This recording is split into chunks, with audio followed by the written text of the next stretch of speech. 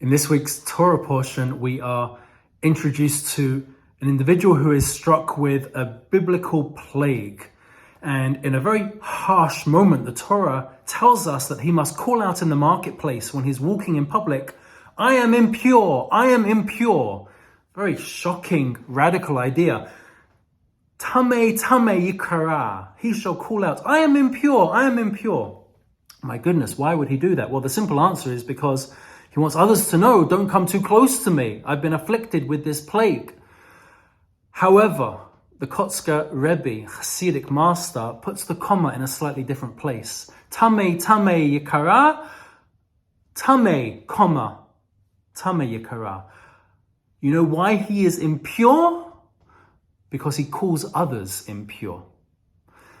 The person doesn't look at their own deficiencies, doesn't look at their own weaknesses, doesn't look at their own faults, but rather is constantly looking at others and seeing what's wrong with them.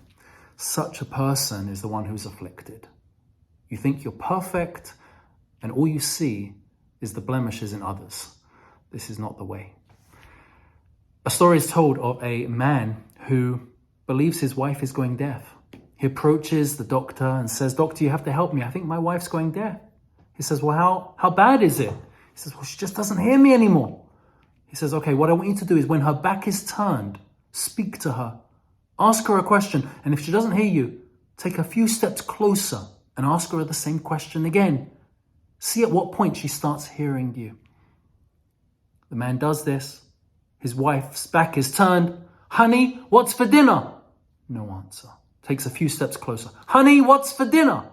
No answer. Takes a few steps closer again and again until finally when he's standing right up behind her, "Honey, what's for dinner?" She turns and says, "Fish and chips, like I told you for the last 5 times.